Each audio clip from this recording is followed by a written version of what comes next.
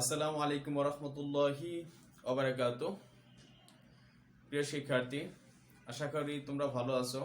Greenfield school and college online ক্লাসে তোমাদেরকে স্বাগতম। আমি নাসির ফারুক, প্রভাষক ফিন্যান্স ব্যাংকিং বিমা। আজকে ফিন্যান্স ব্যাংকিং বিমা প্রথম পত্রের দ্বিতীয়তম অধ্যায় আর্থিক বাজারের আইনগত দিক সময়, এটি আমার দ্বিতীয় লেকচার। আমরা এর আগে একটা লেকচার দিয়েছি, সেখানে আমরা আলোচনা করেছিলাম যে আর্থিক বাজার কয় ধরনের হয়ে থাকে। আমরা সেখানে আলোচনা করেছিলাম যে আর্থিক বাজার সাধারণত দুই ধরনের হয়ে থাকে। একটি হলো অর্থ বাজার, যাকে বলা হয়ে থাকে মুদ্রা বাজার, আর অপরটি হলো মূলধন বাজার বা যাকে বলা হয়ে থাকে পুঁজি বাজার। প্রিয় শিক্ষার্থী, আমরা আরো আলোচনা করেছিলাম সেখানে যে অর্থ বাজার কাকে বলা হয়ে থাকে। সাধারণত আমরা বলছিলাম যে অর্থ বাজার হলো যে স্বল্প মেয়াদী আর্থিক সিকিউরিটিগুলো যেখানে ক্রয় অথবা বিক্রয় করা হয়ে থাকে সেই বাজারকে অর্থ বাজার বলা হয়ে থাকে। আর পুঁজি বাজার কাকে বলা? পুঁজি বাজার হলো যেটা যে বাজারে দীর্ঘমেয়াদী আর্থিক সিকিউরিটিগুলো ক্রয় অথবা বিক্রয় করা হয়ে থাকে তাকে পুঁজি বাজার বলা হয়ে থাকে। এই দুই ধরনের বাজার ছিল আমাদের, যেটা আমরা আগে লেকচার আলোচনা করেছিলাম। আর আমরা সেখানে অর্থ বাজারের যে সকল ইম্পর্টেন্ট টপিকগুলো, যেমন আছে কল রেট কাকে বলা হয় বা কল মানি কাকে বলা হয়। কল মানি সাধারণত আমরা বলছিলাম যে যখন একটা বাণিজ্যিক প্রতিষ্ঠান, বিশেষ করে যেমন বাণিজ্যিক ব্যাংকগুলো যখন তাদের আর্থিক ঘাটতি সৃষ্টি হয়, অর্থাৎ তারল্য ঘাটতি যখন সৃষ্টি হয়, তখন তারা স্বল্প সময়ের জন্য অন্য কোনো প্রতিষ্ঠান থেকে বা অন্য আরেকটি বাণিজ্যিক ব্যাংক থেকে স্বল্প সময়ের জন্য যে ঋণ নিয়ে থাকে সেই অর্থটাকে কল মানি বলা হয়ে থাকে। আর সাধারণত এই ঋণের ক্ষেত্রে একটি নির্দিষ্ট হারে সুদ দিতে হয়। আর আমরা শুনেছিলাম সেটা যে এই সুদটাকে সাধারণত কি কল রেট বলা হয়ে থাকে বা কল মানি রেট বলা হয়ে থাকে। এই সম্পর্কে আমরা আলোচনা করেছি। আমরা আলোচনা করেছিলাম ট্রেজারি বিল, যেটা আমাদের স্বল্পমেয়াদী আর্থিক উপাদানগুলোর মধ্যে সবচেয়ে ইম্পর্টেন্ট কয়েকটি উপাদানের মধ্যে আছে, যেমন ট্রেজারি বিল আছে। আমরা ট্রেজারি বিল বলছিলাম যে সরকার কর্তৃক ইস্যুকৃত যে সকল বিলগুলো আছে সেগুলোকে ট্রেজারি বিল বলা হয়ে থাকে। আর ট্রেজারি বন্ড আমরা সেই সম্পর্কে কথা বলিনি, ট্রেজারি বিল সম্পর্কে বলেছিলাম। আর ট্রেজারি বিলের একটি নির্দিষ্ট মেয়াদকাল ছিল, যেমন 91 দিন, তারপরে হলো যেটা 182 দিন, 270 দিন, এরকম কিছু কথা বলা হয়েছিল। আর আরেকটা কথা বলছিলাম যে এটা সরকার কর্তৃক যেহেতু ইস্যু করা হয়েছে, সো এটার ঝুঁকির পরিমাণটা সবচেয়ে কম ছিল। আমরা এই সম্পর্কে কথা বলেছি। প্রিয় শিক্ষার্থী, আমরা আলোচনা করেছিলাম সেটা হলো বাণিজ্যিক পত্র, যাকে বলা হয় থাকে কমার্শিয়াল পেপারস। তারপর হলো পুনরায় ক্রয় চুক্তি, হস্তান্তরযোগ্য আমানত সার্টিফিকেট। আমরা এই সম্পর্কে ব্যাংকের স্বীকৃতিপত্র, মানে এই ইম্পর্টেন্ট কথাগুলো আমরা আমাদের লাস্ট ক্লাসে আলোচনা করেছিলাম। আজকে জাস্ট আমরা একটু স্মরণ করে দিচ্ছি, কারণ হলো যেটা যে টপিকগুলো নিয়ে আমি কথা বলেছি আমার লাস্ট ক্লাসে, সেই প্রশ্ন বা সেই জায়গা থেকে অবশ্যই কোশ্চেন পরীক্ষায় আসে, এই জন্য। আর আজকে আমরা তার মধ্যে অন্যতম আরেকটি ইম্পর্টেন্ট চ্যাপ্টার ইম্পর্টেন্ট টপিকস নিয়ে কথা বলবো, সেটা হলো মূলধন বাজার। আমরা বলছিলাম পুঁজি বাজার সম্পর্কে, আজকে আমরা মূলধন বাজার সম্পর্কে আলোচনা করব। আর মূলধন বাজারের অন্যতম ফার্স্টে তোমাকে জানতে হবে স্টুডেন্ট যে মূলধন বাজারটি কি বা মূলধন বাজারটা কোন ধরনের হয়ে থাকে, এটা একটা। 2 নম্বর হলো যেটা মূলধন বাজারের অন্যতম উপাদানগুলো কি কি আর তাদের বৈশিষ্ট্যগুলো কি কি, তার ইস্যুকরণ সিস্টেমটা কেমন। জাস্ট এই যে প্রত্যেকটা চরিত্র, প্রত্যেকটা বৈশিষ্ট্য নিয়ে আমরা যদি কথা বলি, তাহলে কি আমরা সহজে এই প্রশ্নগুলো অ্যান্সার করতে পারবো।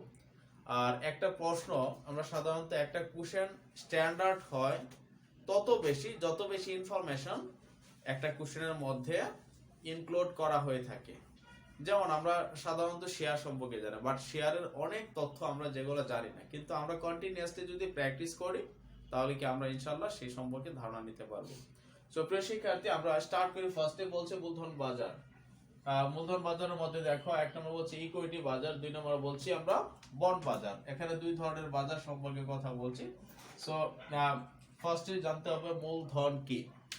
আমরা বলছিলাম যে মুদ্রা বাজারটা যদি আমরা জেনেছিলাম যে মুদ্রা বাজারটা হলো যে বাজারে স্বল্প মেয়াদ, অর্থাৎ 180 দিন, 270 দিন অথবা 360 দিনের মধ্যে, অর্থাৎ 1 বছরের মধ্যে যে সকল আর্থিক সিকিউরিটি গুলো বা 1 বছরের জন্য যে সকল আর্থিক সিকিউরিটি গুলো ক্রয় অথবা বিক্রি করা হয়, তাদেরকে বলেছিলাম আমরা যে তাদেরকে মুদ্রা বাজার বলা হয়ে থাকে, বা তাদেরকে বলা হয়ে থাকে কি অর্থ বাজার। আর পুঁজি বাজার বা মূলধন বাজার, মূলধন বাজারটা হলো দীর্ঘমেয়াদী আর্থিক বাজার, যে বাজারে সাধারণত 5 বছর বা তার অধিক সময়ের জন্য আর্থিক সিকিউরিটি গুলো কি করা হয়ে থাকে, আমাদের ক্রয় বা বিক্রয় করা হয়ে থাকে। এগুলোকে সাধারণত কি বলা হয়ে থাকে প্রিয় শিক্ষার্থী, এগুলোকে সাধারণত পুঁজি বাজার বলা হয়ে থাকে। এখন আমাদের পুঁজি বাজারের ক্ষেত্রে আমরা সাধারণত একটি নির্দিষ্ট মেয়াদকাল যেহেতু 5 বছরের অধিক, তাহলে পুঁজি বাজারের অর্থ সংগ্রহ করার ক্ষেত্রে উৎসগুলোকে সঠিকভাবে নিতে হবে, কারণ এটা দীর্ঘ সময় পর্যন্ত আমার কি করতে হবে, যদি আমি শেয়ার থেকে টাকা নিই শেয়ারের জন্য নির্দিষ্ট লভ্যাংশ দিতে হবে। আর যদি আমি বন্ড অথবা ডিবেঞ্চার থেকে বা ঋণকৃত মূলধন বা যে কোনো উৎস থেকে ব্যাংক থেকে ঋণ নিয়ে থাকি, তাহলে আমরা জানি ঋণের জন্য নির্দিষ্ট আমার কি দিতে হবে, সুদ দিতে হবে বা সুদ ব্যয় করতে হবে।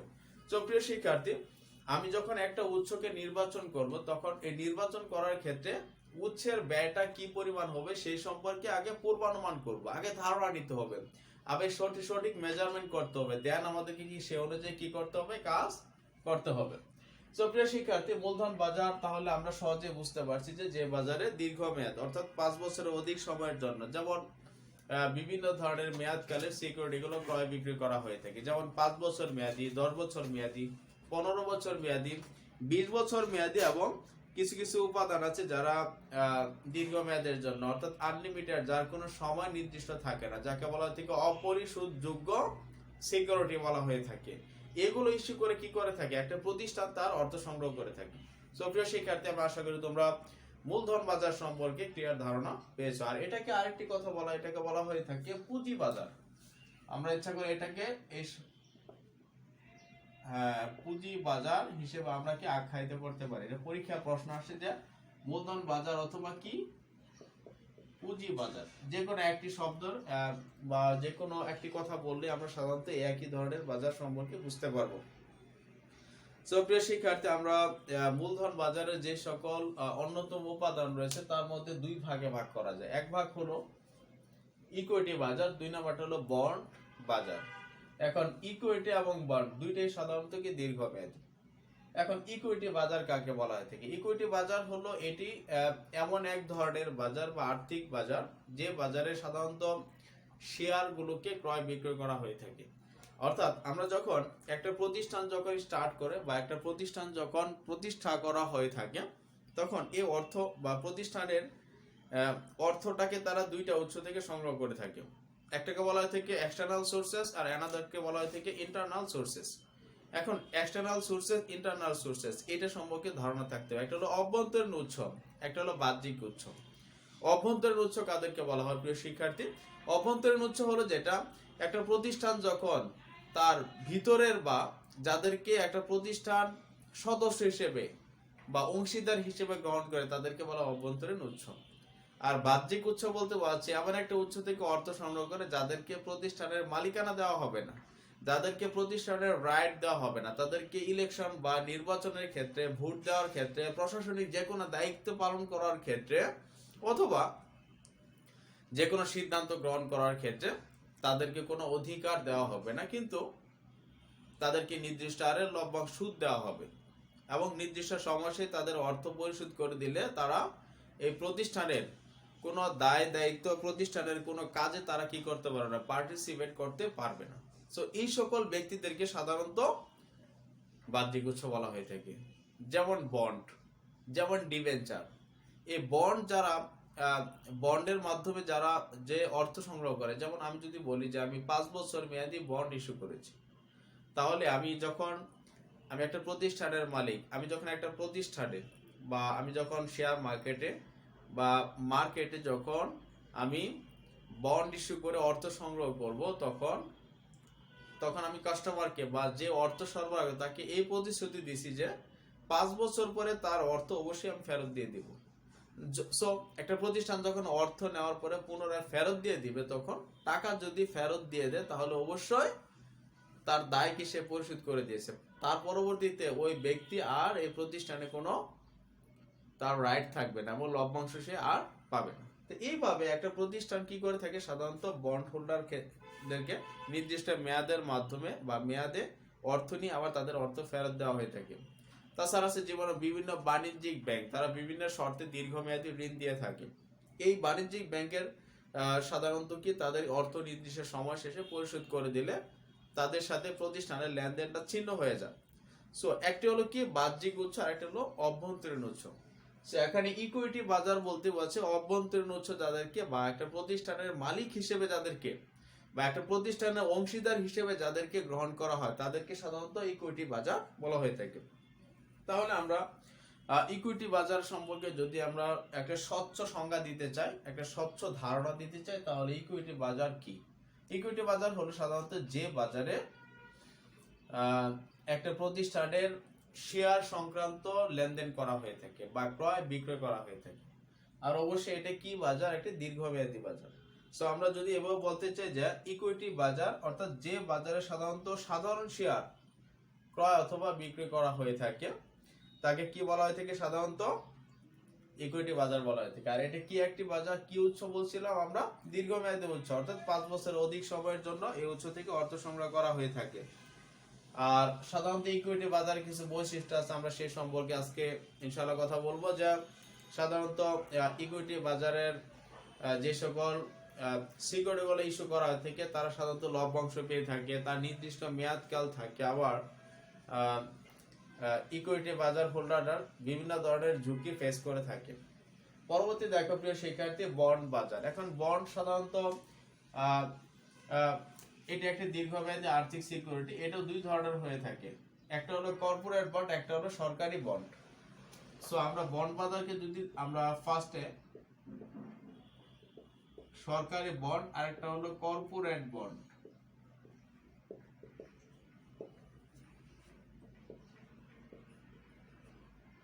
ফার্স্টে হলো এটা সরকারি বন্ড। এই সরকারি বন্ডের আরেকটা নাম রয়েছে, সেটাকে বলা হয় থেকে ট্রেজারি বন্ড। ওকে প্রিয় শিক্ষার্থী, এখানে একটা বলা আছে ট্রেজারি বন্ড আর একটা হলো কর্পোরেট বন্ড। আমরা জাস্ট এই সম্পর্কে কথা বলবো। সো ফার্স্টে জানি আগে বন্ড কাকে বলা হয়। প্রিয় শিক্ষার্থী, আমি ফার্স্টে বলেছিলাম যে বন্ড হলো একটা অভ্যন্তরীণ উৎস না, এটা হলো বাহ্যিক উৎস। সো বন্ড এক ধরনের ঋণ। তাহলে আমরা এইভাবে সংজ্ঞা করতে পারি যে বন্ড হলো একটি দীর্ঘমেয়াদী ঋণের হাতিয়ার বা ঋণের দলিল, যা কোনো সুনামধন্য এবং বৃহৎ আর্থিক প্রতিষ্ঠানগুলো ইস্যু করে তারা কি করতে পারে? অর্থ সংগ্রহ করতে পারে। তবে বন্ডের ক্ষেত্রে আর ডিবেঞ্চারের ক্ষেত্রে একটা পার্থক্য রয়েছে, সেটা হলো বন্ড হলো একটা জামানতযুক্ত ঋণের দলিল। অর্থাৎ একটা প্রতিষ্ঠান যখন 1 লক্ষ টাকা সংগ্রহ করবে বা 10 লক্ষ টাকা সংগ্রহ করবে, তখন প্রতিষ্ঠান এই 10 লক্ষ টাকার এগেইনস্টে নির্দিষ্ট জামানত, যেমন প্রতিষ্ঠানের দলিল পত্র অথবা নির্দিষ্ট মেশিন অথবা তার নির্দিষ্ট মূল্যবান সম্পদ জামানত রেখে বা জামানতের বিপক্ষে দেন, তখন তারা অর্থ মার্কেট থেকে সংগ্রহ করতে পারবে। যার কারণে বন্ডের ক্ষেত্রে কিছু সুযোগ সুবিধা রয়েছে, যেমন এটাকে বলা হয় থেকে ফিক্সড সিকিউরিটি ইনকাম সোর্সেস। অর্থাৎ নির্দিষ্ট হারে তারা কি করে থাকে? লভ্যাংশ বা সুদ পেয়ে থাকে। বন্ড হোল্ডাররা সাধারণত বন্ড হোল্ডার লভ্যাংশ পাবে না, তারা সুদ পেয়ে থাকে। তো তাহলে বন্ড বাজার কি? তাহলে আমরা এইভাবে বলতে পারি বন্ড হলো একটি দীর্ঘমেয়াদী ঋণের দলিল, যা ইস্যু করে একটা প্রতিষ্ঠান দীর্ঘ সময়ের জন্য অর্থ সংগ্রহ করে থাকে। আর এটা যদি বলা হয় জামানত যুক্ত কি জামানতহীন, তাহলে আমরা বলবো সাধারণত বন্ড হলো একটি জামানত যুক্ত ঋণের দলিল। প্রিয় শিক্ষার্থী, বন্ড দুই ধরনের হয়ে থাকে। একটি হলো সাধারণত সরকারি বন্ড বা ট্রেজারি বন্ড, দুই নম্বর হলো কর্পোরেট বন্ড।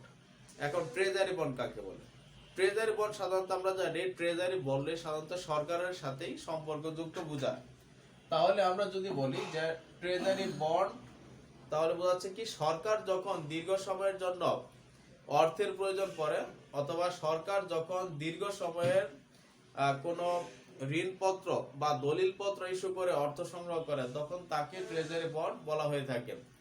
আর অপরটি হলো কর্পোরেট বন্ড। প্রিয় শিক্ষার্থী, কর্পোরেট বন্ড সাধারণত বৃহৎ আর্থিক প্রতিষ্ঠান, যেমন বাংলাদেশের সেরা সেরা প্রতিষ্ঠানগুলো রয়েছে, যেমন সিরামিক্সের আরএকে সিরামিক্স, গ্রামীণ ফোন, তারপর হলো যেটা ভ্যাকসিমকো, বসুন্ধরা, এই সমস্ত বৃহৎ শিল্প প্রতিষ্ঠান যারা, এরা সাধারণত বা যাদের রিপিউটেশন খুব ভালো, এই সকল প্রতিষ্ঠানগুলো কর্পোরেট বন্ড ইস্যু করে থাকে।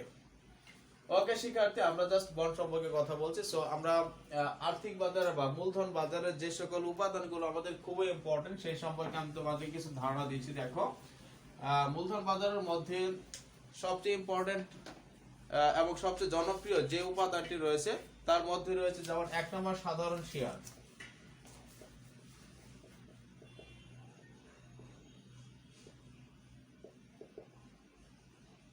2 নম্বর রয়েছে দেখো সাধারণত অগ্রাধিকার শেয়ার,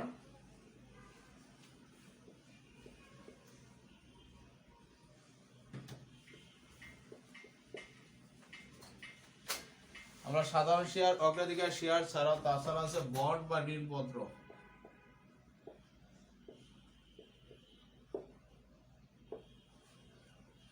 প্রিয় শিক্ষার্থী, আমাদের এই তিনটা টপিক থেকে অলওয়েজ একটা ক্রিয়েটিভ কোশ্চেন দিয়ে থাকে। সো যার কারণে তোমরা এই তিন ধরনের শেয়ার সম্পর্কে অবশ্যই সঠিক ধারণা নিয়ে দেন তোমরা পরীক্ষার হলে যেতে হবে। সো প্রথম আছে দেখো সাধারণ শেয়ার। সাধারণ শেয়ার সম্পর্কে আমরা কথা বলি। সাধারণ শেয়ারকে ইংলিশে সাধারণত কমন শেয়ার হোল্ডার বা জেনারেল শেয়ার বলা হয়ে থাকে। এখন সাধারণ শেয়ার কাদেরকে বলা হয়ে থাকে? বেসিক্যালি জাস্ট কিছু ইনফরমেশন দিচ্ছি, খেয়াল করবা। যে শেয়ারের মালিকটা একটা প্রতিষ্ঠানে বেসিক্যালি ভোটাধিকার প্রয়োগ করতে পারে, অর্থাৎ প্রতিষ্ঠানের যে কোনো প্রশাসনিক দায়িত্ব, ম্যানেজিং কমিটির ক্ষেত্রে, তারপর সিদ্ধান্ত দেওয়ার ক্ষেত্রে, যে কোনো প্রতিষ্ঠানের ভালো মন্দ খোঁজ খবর নেওয়ার ক্ষেত্রে যারা অলওয়েজ কি করে থাকে, দায়িত্ব পালন করে থাকে এবং যাদের অধিকার রয়েছে প্রতিষ্ঠানের যে কোনো সিদ্ধান্ত গ্রহণ করার, তাদেরকে বলা হয়ে থাকে সাধারণ শেয়ার হোল্ডার। আর সাধারণ শেয়ার হোল্ডাররা সাধারণত আমাদের একটি প্রতিষ্ঠানের সকলের দাবি মেটানোর পরে, অর্থাৎ অগ্রাধিকার শেয়ার, ঋণকৃত মূলধন, ঋণের জন্য নির্দিষ্ট হারে সুদ এবং অগ্রাধিকার শেয়ারের ক্ষেত্রে নির্দিষ্ট হারে লভ্যাংশ দেওয়ার পরে যারা কি পেয়ে থাকে, লাভ পেয়ে থাকে বা লভ্যাংশ থাকলে সেটা ভোগ করে থাকে, তাদেরকে সাধারণ শেয়ার বলা হয়ে থাকে। প্রিয় শিক্ষার্থী, সাধারণ শেয়ারের ক্ষেত্রে আরো কিছু বৈশিষ্ট্য রয়েছে। যেমন সাধারণ শেয়ারটা হলো যেটা সবচেয়ে ঝুঁকিপূর্ণ একটি বিনিয়োগ সিকিউরিটিজ। সো ঝুঁকি যেখানে আছে সেখানে দুই ধরনের সুবিধা আছে, হয়তোবা সেখানে বেশি গেইনার হওয়া সম্ভব অথবা সেখানে সবচেয়ে ক্ষতিগ্রস্ত হওয়া সম্ভব। কিভাবে? সেটা হলো সাধারণ শেয়ার মালিকটা দুই ধরনের সুবিধা পেয়ে থাকে, একটা হলো সবচেয়ে ভালো অথবা খারাপ। যেমন প্রতিষ্ঠান যখন হিউজ পরিমাণ ইনকাম করবে তখন ঋণ মালিকদেরকে নির্দিষ্ট লভ্যাংশ সুদ দিয়ে দিবেন, আর অগ্রাধিকার শেয়ারকে নির্দিষ্ট লভ্যাংশ দেওয়ার পরে অবশিষ্ট যে টাকা থাকবে সবগুলোই সাধারণ শেয়ার ভোগ করে থাকে। এই দিক থেকে তার একটা সুযোগ সুবিধা রয়েছে। আবার অসুবিধার ক্ষেত্রে যেমন একটা প্রতিষ্ঠান যখন ক্ষতিগ্রস্ত হয় বা একটা প্রতিষ্ঠান যখন ন্যূনতম লাভ করে তখন এই লাভের টাকা আগে সবাইকে বন্টন করে দিতে হয়, দেন অবশিষ্ট যদি কোনো অংশ থাকে সেটাকে সাধারণ শেয়ার ভোগ করে থাকে। সো এটাকে বলা হয় থাকে রিস্কেবল ইনভেস্টমেন্ট সিকিউরিটিজ। এই জন্য বলা হয়ে থাকে যেহেতু এর ঝুঁকির পরিমাণটা কি অনেক বেশি, এটাকে সাধারণ শেয়ার বলা হয়ে থাকে। তাছাড়া আমরা সাধারণ শেয়ারটা ইস্যু করার ক্ষেত্রে বা শেয়ার ইস্যু করার ক্ষেত্রে আমরা দুই ধরনের শেয়ার থাকে, যেমন প্রাইমারি মার্কেটের শেয়ার এবং সেকেন্ডারি মার্কেটের শেয়ার, অর্থাৎ প্রাথমিক বাজার, মাধ্যমিক বাজার। আর প্রাথমিক বাজারে যে সকল শেয়ারগুলো ইস্যু করা হয়ে থাকে, এটা কোন ধরনের শেয়ারকে ইস্যু করা? যে বাজারে সাধারণত একটা প্রতিষ্ঠানের সম্পূর্ণ ফ্রেশ এবং সম্পূর্ণ নতুন শেয়ারগুলো ইস্যু করা, তাদেরকে প্রাথমিক বাজার বলে। আর মাধ্যমিক বাজার হলো যেটা প্রাথমিক বাজারে ক্রয় এবং বিক্রয়কৃত শেয়ারগুলো যে বাজারে পুনরায় ক্রয় বিক্রি করা, তাদেরকে মাধ্যমিক বাজার বলা থাকে। সো প্রিয় শিক্ষার্থী, আমি আশা করি সাধারণ শেয়ার সম্পর্কে তোমাদের ধারণা ক্লিয়ার আসছে। আমরা পরবর্তীতে দেখি অগ্রাধিকার শেয়ার। অগ্রাধিকার শেয়ারটা হলো যেটা, এটা হলো এমন এক ধরনের শেয়ার মালিক যারা একটা প্রতিষ্ঠানে ভোট দেওয়ার অধিকার রাখে না, অর্থাৎ সাধারণ শেয়ারের বৈশিষ্ট্য যা ঠিক অপোজিট বৈশিষ্ট্যগুলোই আমাদের অগ্রাধিকার শেয়ার মালিকরা কি করে থাকে, বিয়ার করে থাকে। যেমন সাধারণ শেয়ার মালিকরা কি পায় না, ভোটাধিকার প্রয়োগ করতে পারে, কিন্তু অগ্রাধিকার শেয়াররা পাবে না সেটা, বা সেই সুযোগটা কি অগ্রাধিকার শেয়ার হোল্ডারদের নেই।